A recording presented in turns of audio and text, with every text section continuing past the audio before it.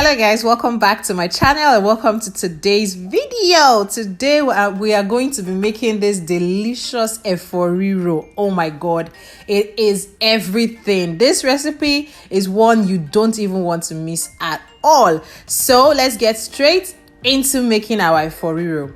First off, you're going to need some bell peppers, long chili peppers, and of course some hot chili peppers. Now the EFORIRO, the original EFORIRO, is quite spicy because it is native to the Yoruba people, so you need it to be really spicy, but feel free to use as much spice or as little as you want. And also I'm going to be using stockfish head because this adds a lot of flavor to your dishes, especially native dishes. To that, I'm going to be adding some smoked fish.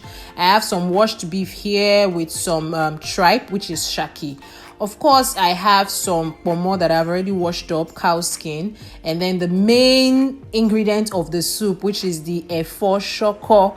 This is the vegetable you need to make EFORIRO. You can get it in any regular Nigerian market. Just tell them you want shoko, or you can get it in like African shops abroad. Another key ingredient is the locust bean. This gives it that really local flavor and taste. I'll be using onion and some seasoning cube, beef seasoning cubes to be precise. So also I'll be adding some ground crayfish. This is so important in this dish and you don't want to skip it or miss it out at all. We're also going to be using some palm oil. So what I'm going to do first is to wash my meat and then place them in a pot, a clean pot. To that, I'm going to just add the washed and diced up pomo, which is cow skin, because we want everything to cook and come together nicely. I'm also adding the stockfish head because I want to build flavor from the beginning. The stockfish head helps to really amplify flavor in your soups. To that, I've added some diced onion, some salt, and of course, we're going to be adding seasoning cubes to that as well. This is going to help us boil our meat and create this very delicious broth or stock that we're going to need for the final soup. So once you've added everything in, you're going to cover and allow this to cook till the meat is a bit softened, about 10 minutes or thereabout. Once it has been boiling for about 10 minutes, as you can see, the stock is already forming. You can see it looking brown and nice. We're going to go ahead to add our smoked fish. We didn't add this in the beginning because you don't want it to scatter into the soup. So we're just going to add it now and cover again to cook for, let's say, another 10 minutes. All of this will help to build flavor that we need for our EFORIRO.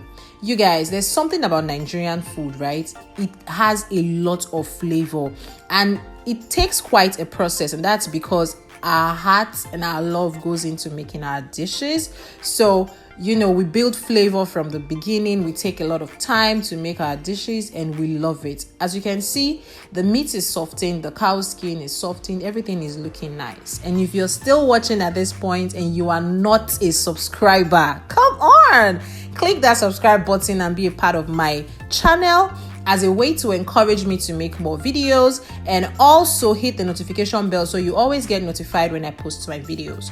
So right now we're going to go ahead to make the EFORIRO by pouring some palm oil into our pot, and to that we're adding some diced onions and locust bean.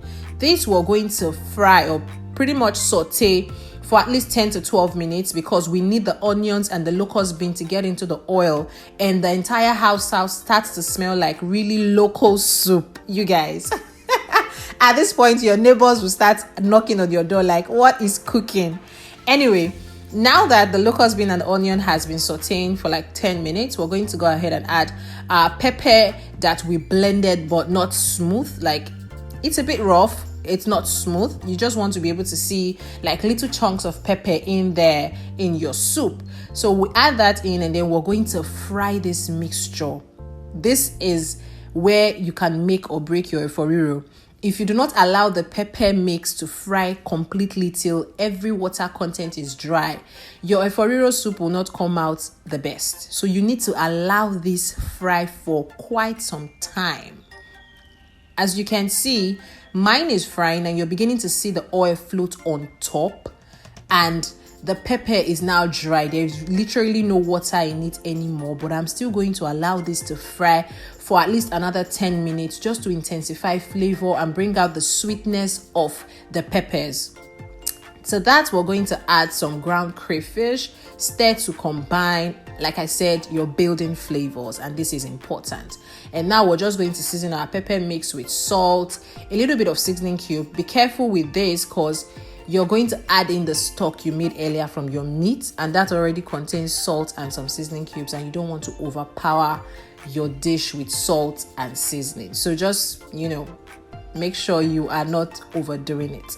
Stir to combine. At this point, taste so that you know everything is right, nothing is off, all right? Because this sauce is where you're going to be adding your meat. As you can see, I'm adding all the boiled meat and the fish, everything. We're just going to add this in, combine it, and allow everything to marry together. Oh Lord, this soup is delicious. Yes, it is native to the Yoruba people, but it is enjoyed by everybody.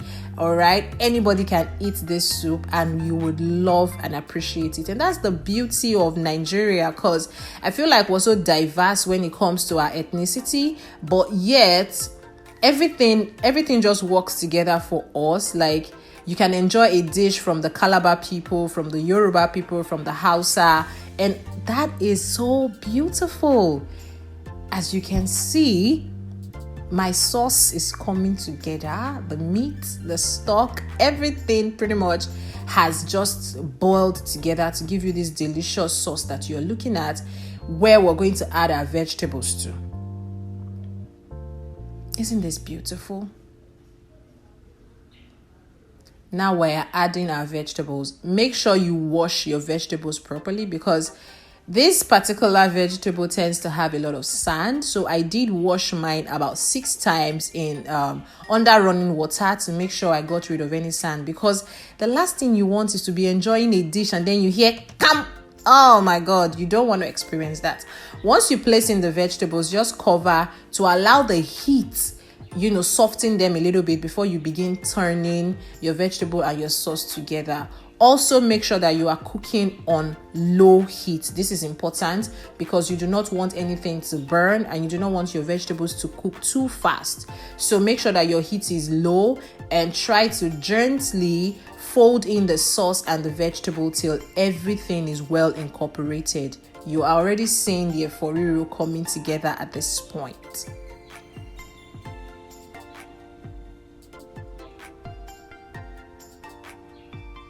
Okay, you guys, if you watched to this point and you have not subscribed, then you need to click the subscribe button, because obviously you enjoyed this video.